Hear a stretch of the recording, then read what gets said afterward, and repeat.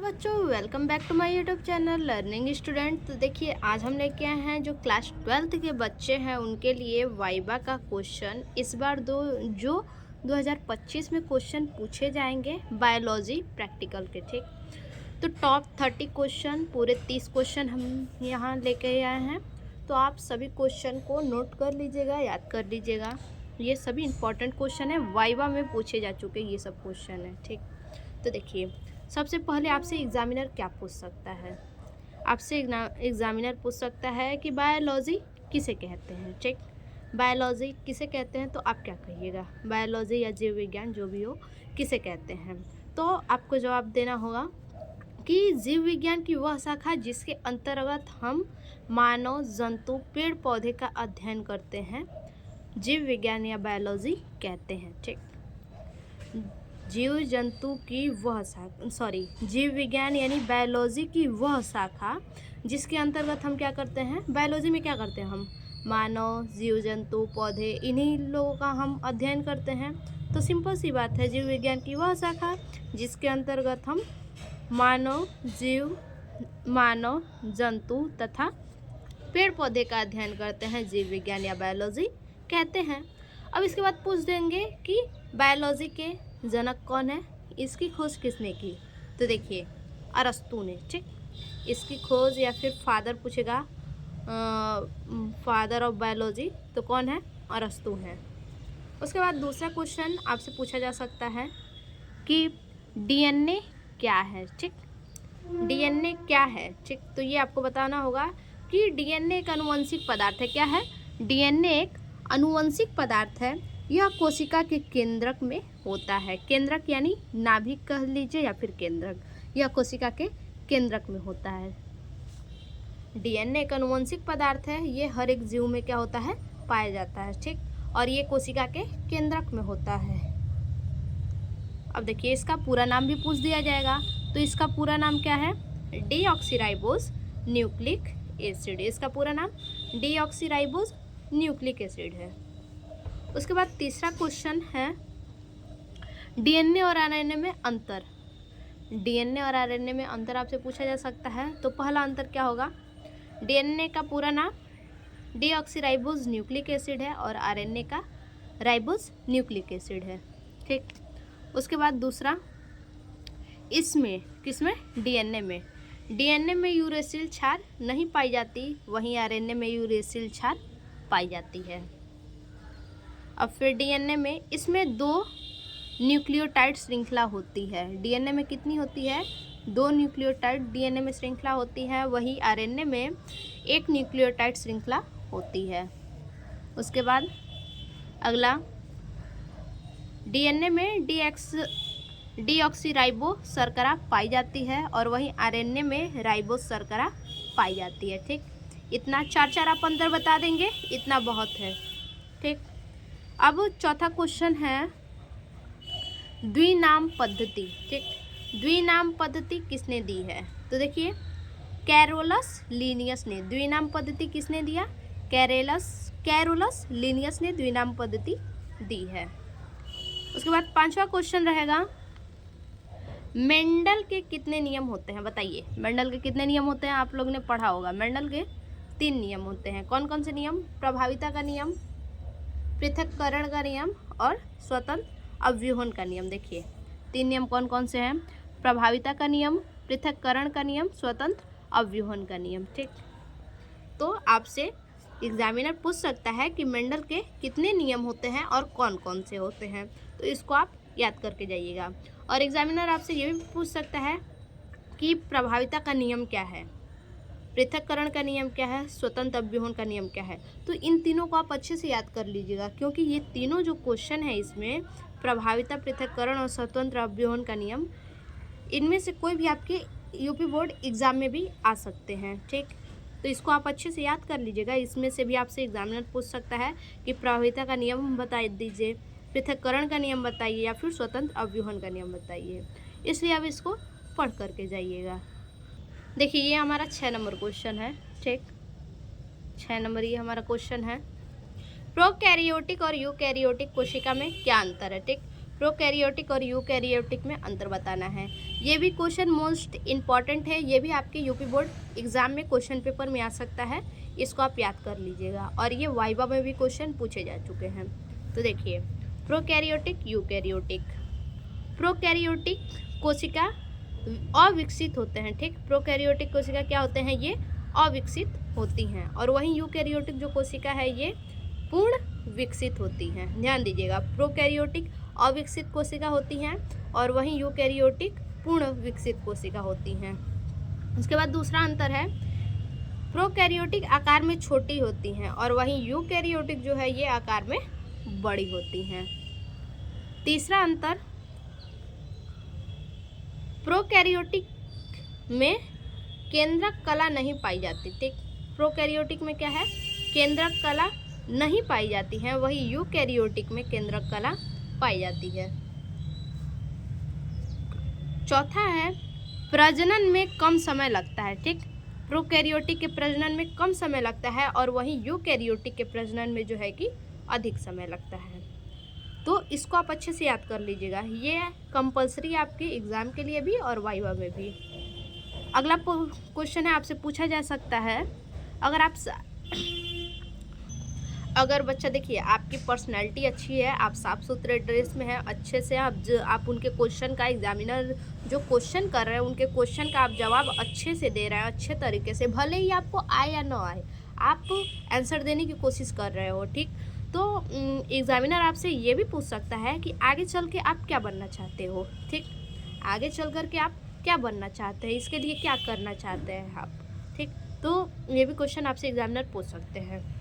उसके बाद अगला क्वेश्चन है कि चार्ट मॉडल पर बनाए गए टॉपिक को अच्छे से पढ़कर जाना है।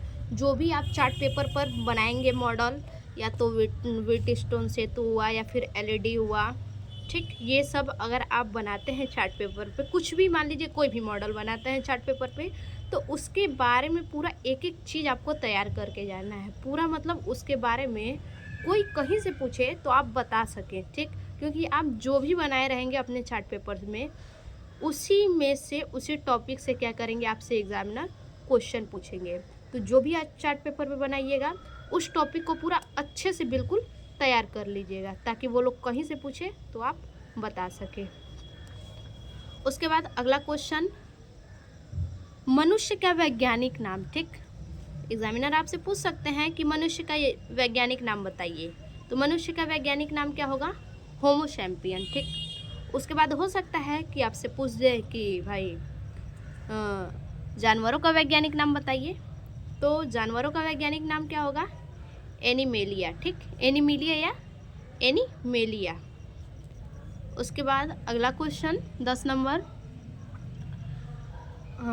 कार्डेटा और नॉन कार्डेटा जीवों में क्या अंतर है। देखिए ये क्वेश्चन आपके यूपी बोर्ड एग्ज़ाम के लिए भी इम्पॉर्टेंट है, ये आपके एग्ज़ाम में भी आ सकता है और वाइवा में तो आया हुआ ये क्वेश्चन है, आपके एग्ज़ाम में भी ये आ सकता है, ठीक। तो इसको आप अंतर तैयार कर लीजिएगा, कार्डेटा और नॉन कार्डेटा जीवों में क्या अंतर है। तो चलिए अंतर देखते हैं। देखिए कार्डेटा, नॉन कार्डेटा। कार्डेटा में क्या है देखते हैं। कार्डेटा जीवों की किसी न किसी अवस्था में नाटोकार्ड पाया जाता है, ठीक। कार्डेटा जो जीव है इनमें इनके जीवन की किसी न किसी अवस्था में नाटोकार्ड पाया जाता है। उसके बाद नॉन कार्डेटा में नॉन कार्ड का अभाव होता है, इसमें क्या होता है, नॉन कार्ड का अभाव होता है। दूसरा, हृदय अधर तल पर पाया जाता है। कार्डेटा में जो हृदय होता है, कार्डेटा में जो हृदय होता है वो अधर तल पर पाया जाता है और वहीं नॉन कार्डेटा में हृदय पृष्ठ तल पर पाया जाता है। उसके बाद तीसरा है, लाल रुधिराणु पाई जाती हैं। कार्डेटा में लाल रुधिराणु पाई जाती हैं जिनमें हीमोग्लोबिन पाया जाता है, ठीक। इनके रुधिराणु में क्या होता है, हीमोग्लोबिन पाया जाता है। वहीं नॉन कार्डेटा में लाल रुधिराणु का अभाव होता है, लाल रुधिराणु बहुत कम पाए जाते हैं, नाम मात्रा के समान, और हीमोग्लोबिन यदि है तो रुधिर प्लाज्मा में पाया जाता है। अगर इनमें हीमोग्लोबिन है तो वो रुधिर प्लाज्मा में पाई जाती है। उसके बाद चौथा है, कॉर्डेटा में यकृत निवाहिका तंत्र पाया जाता है। कॉर्डेटा में क्या है? यकृत निवाहिका तंत्र पाया जाता है। वही नॉन कॉर्डेटा में जो है कि यकृत निवाहिका तंत्र का अभाव होता है। यानी आप एक याद कर लेंगे कॉर्डेटा का तो उसी के जस्ट अपोजिट नॉन कॉर्डेटा का भी बता सकते हैं या लिख सकते हैं। देखिए अगला क्वेश्चन है, ब्लड ग्रुप कौन कौन से होते हैं, नाम बताइए। ठीक, देखिए आपसे पूछा जाएगा ब्लड ग्रुप कौन कौन से होते हैं, तो कौन कौन से होते हैं? A B O. अब ऐसा मत बता दीजिएगा A positive, A negative, B positive, B negative, A B positive, A B negative, O positive, O negative, ऐसा कुछ नहीं बताना है। आपसे क्या पूछा गया? ब्लड ग्रुप कौन कौन से होते हैं, तो ब्लड ग्रुप केवल 4 होते हैं, ए बी ओ। ठीक, ऐसे बताइएगा।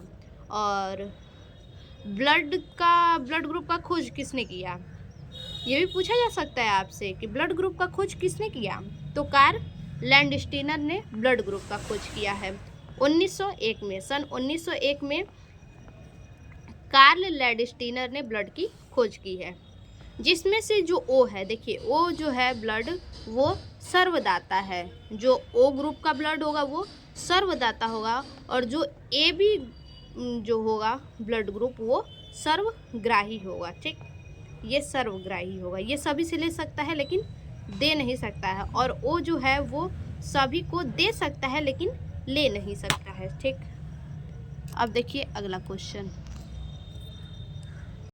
देखिए बच्चा, एग्जामिनर जब आप वाइवा देने जा रहे हैं तो डरिए बिल्कुल भी नहीं। ठीक, डरिए बिल्कुल भी नहीं, क्योंकि एग्जामिनर जो है कि आपसे बहुत छोटा छोटा क्वेश्चन पूछता है, छोटे क्वेश्चन से वो शुरुआत करता है। ठीक, तो आपको डरना बिल्कुल भी नहीं है।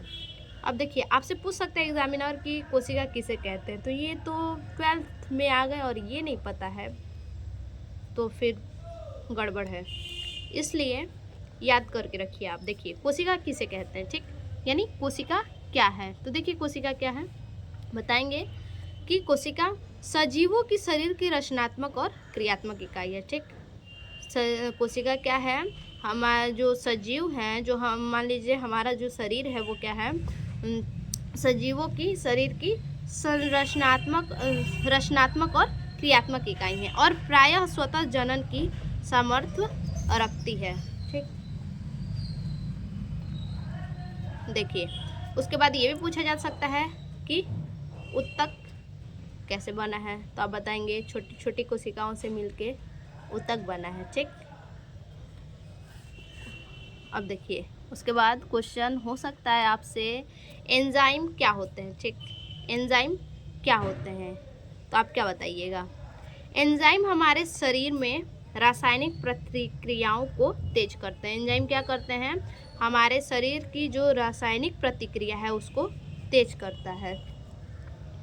या फिर पूछ सकता है कि हमारे पेट में कौन सा एंजाइम पाया जाता है, तो देखिए हमारे पेट में जो है कि पेप्सिन एंजाइम पाया जाता है। कौन सा? पेप्सिन एंजाइम पाया जाता है, और पेप्सिन एंजाइम क्या करता है? ये प्रोटीन का पाचन करता है। ठीक, उसके बाद आपसे क्वेश्चन पूछा जा सकता है, देखिए ये भी वेरी मोस्ट इम्पॉर्टेंट है। देखिए मोस्ट इम्पॉर्टेंट क्वेश्चन है, लार में कौन कौन से एंजाइम पाए जाते हैं। ठीक, लार में कौन कौन से एंजाइम पाए जाते हैं? टाइलिन, लाइसोजाइम और एमाइलेज। ठीक, तो टाइलिन क्या करता है? स्टार्च को शर्करा में बदल देता है। लाइसोजाइम यानी लाइसोसोम, लाइसोजाइम या फिर इसको लाइसोसोम भी आप कह सकते हैं। और लाइसोसोम क्या करता है? जो कुछ भी हम खाते हैं और उसमें जो भी संक्रमण होता है उस संक्रमण को मार देता है। ठीक, यानी कीटाणु को मार देता है। और टाइलिन क्या करता है? स्टार्च को शर्करा में बदल देता है। आपसे एग्जामिनर ये भी पूछ सकता है, ठीक है आप तो बताए हैं कि लार में 3 एंजाइम होते हैं, टाइलिन, लाइसोसोम या फिर लाइसोजाइम और लाइपेज। अब इनके कार्य भी बता दीजिए कि टाइलिन के क्या कार्य हैं। ठीक, तो टाइलिन का क्या कार्य है? स्टार्च को शर्करा में बदल देता है। लाइसोसोम या फिर लाइसोजाइम इसका क्या कार्य है? तो जो कुछ भी हम खाते हैं, ठीक, जो कुछ भी हम खाते हैं उसमें जो भी संक्रमण होता है उस संक्रमण को क्या करता है? मार देता है, खत्म कर देता है। और लाइपेज क्या करता है? तो लाइपेज जो है कि ये पाचन के लिए है, लार ग्रंथि में ये मदद करता है। ठीक, ये पाचन के लिए है, लार ग्रंथि में मदद करता है, तो इसको याद रखिएगा। अब इसके बाद 15 नंबर हमारा क्वेश्चन है कि मनुष्य में कितने गुणसूत्र पाए जाते हैं। जी हाँ, मनुष्य में कितने गुणसूत्र पाए जाते हैं। बच्चा आप सोच रहे होंगे कितने छोटे छोटे क्वेश्चन, तो हाँ पूछे जा सकते हैं। ये पूछा गया क्वेश्चन है, मनुष्य में कितने गुणसूत्र पाए जाते हैं। तो मनुष्य में 23 गुणसूत्र, 23 गुणसूत्र नहीं बोलिएगा आप, बोलिएगा 23 जोड़े गुणसूत्र पाए जाते हैं। तो अब इसको बताया जाएगा कैसे। तो 22 जो गुणसूत्र होते हैं नर मादा में सेम होते हैं 22 गुणसूत्र, और 23वां जोड़ा जो होता है ये लिंग निर्धारण करता है, ठीक, नर है या मादा।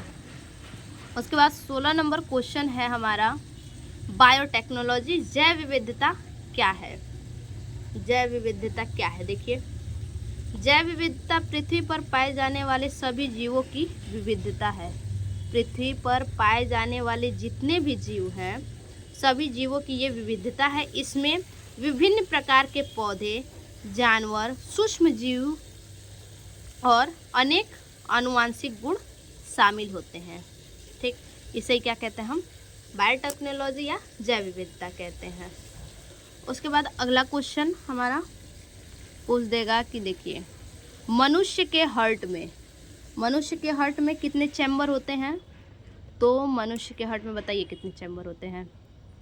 4 चैम्बर होते हैं, ठीक। कौन कौन से, दाया अलिंद, बाया अलिंद, दाया नीलय, बाया नीलय, यही 4 चैम्बर होते हैं हार्ट में।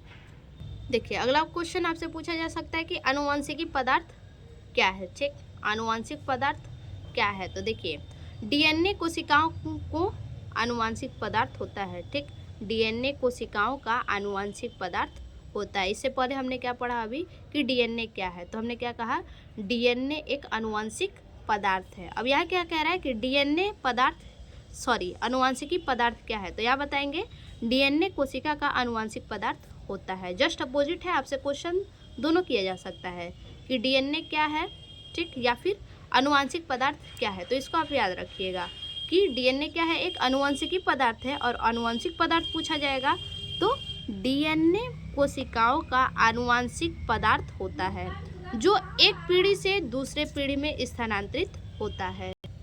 डीएनए क्या होता है, इसका कार्य क्या होता है कि एक पीढ़ी से दूसरे पीढ़ी में ये स्थानांतरित होता है, ठीक, यानी गुणसूत्र जो होते हैं वो स्थानांतरित होते हैं।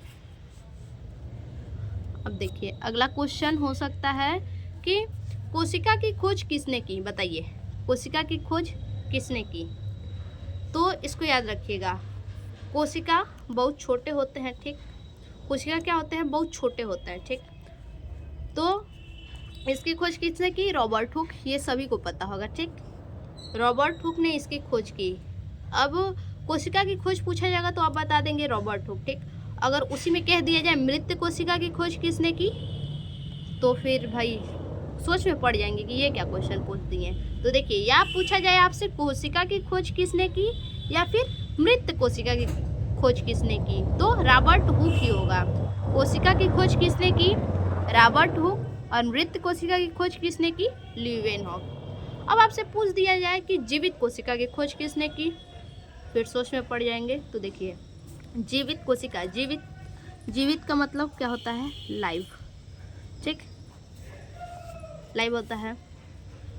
अब एल से लाइव, एल से लीवेनहॉक, तो याद रखिएगा जीवित कोशिका की खोज किसने की, लीवेनहॉक, जीवित यानी जीना, एल से लाइव और एल से लीवेनहॉक, ठीक।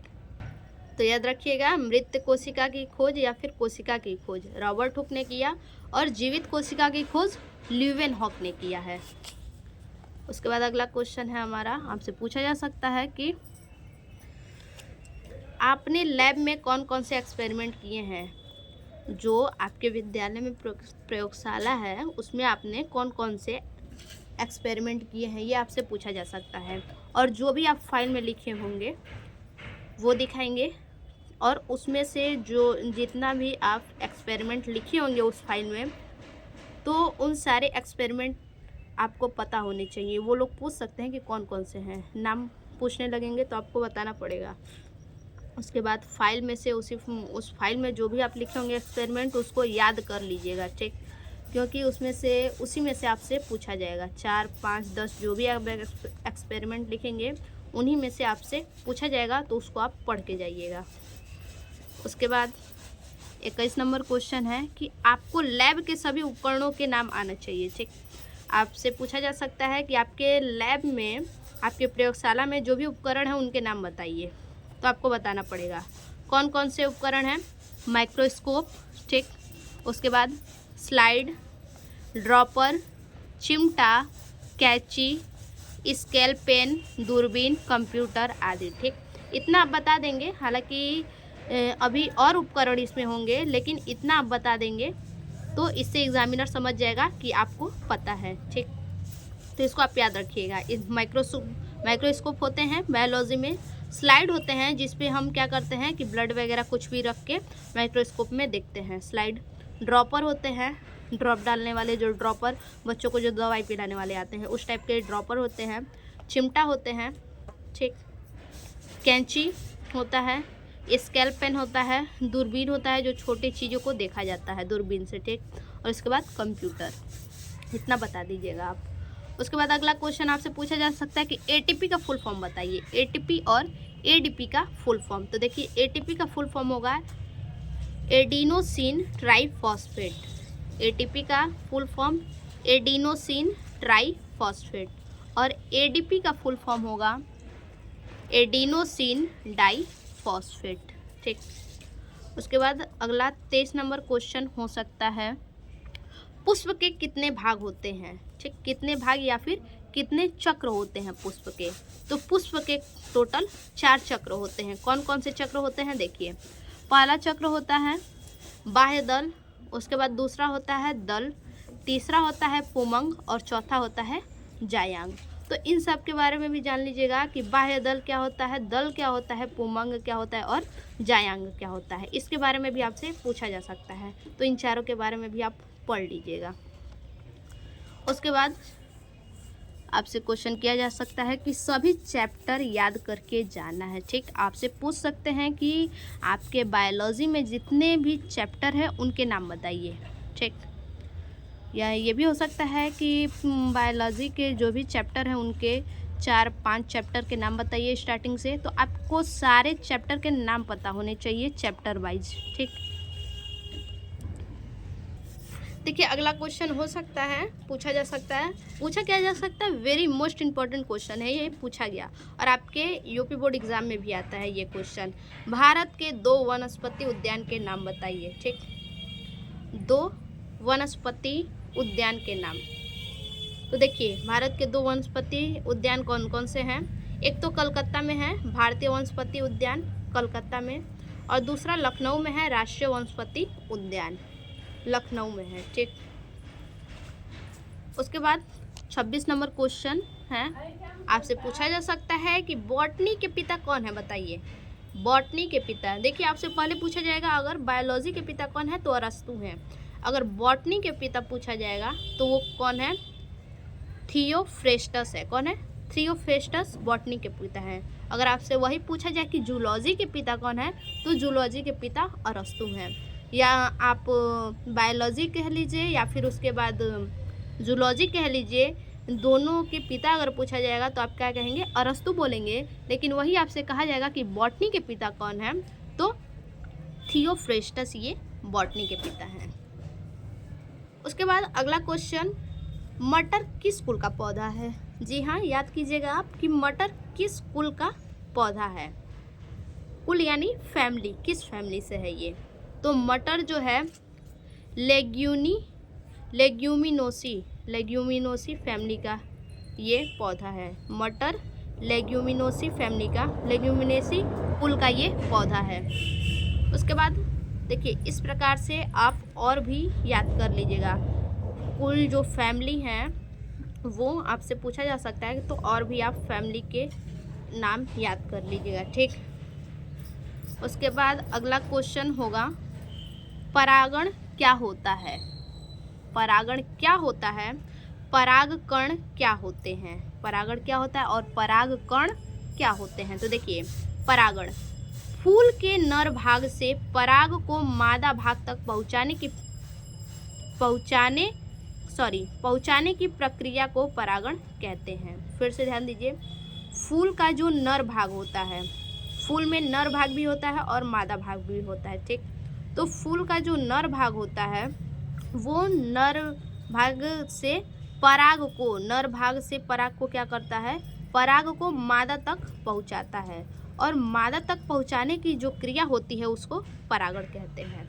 अब परागकण क्या होता है, तो देखिए परागकण फूल का नर प्रजनन अंग है। परागकण क्या है, जो फूल होते हैं उन फूल के नर प्रजनन अंग है परागकण, ठीक। अब इसके बाद अगला क्वेश्चन देखिए।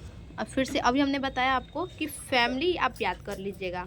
अब पूछा जाएगा कि सरसों की फैमिली, सरसों किस कुल का पौधा है, ठीक। सरसों जो है वो किस फैमिली का है, तो सरसों जो है वो देखिए क्रूसीफेराई, सरसों जो है वो क्रूसीफेराई फैमिली का पौधा है। और अगर इसका वनस्पति नाम आपसे पूछ दिया जाए तो इसका वनस्पति नाम होगा जो वो ब्रैसिका कैम्पेस्ट्रिस, ठीक, ब्रैसिका कैम्पेस्ट्रिस। इसी तरह से वनस्पति नाम जो अभी हमने बताया, तो आप यहाँ मटर का भी उसी तरह से याद कर लीजिएगा, मटर का वनस्पति नाम, ठीक। और खास करके आप जो है कि आप खास करके वैज्ञानिक नाम और कुल याद कर लीजिएगा, ये कंपलसरी आपसे पूछे जाएंगे। तो ये हमने आपको पूरे 30 क्वेश्चन दिखा दिए। तो फिर से मिलते हैं ऐसे एक और नए वीडियो में, तब तक के लिए धन्यवाद।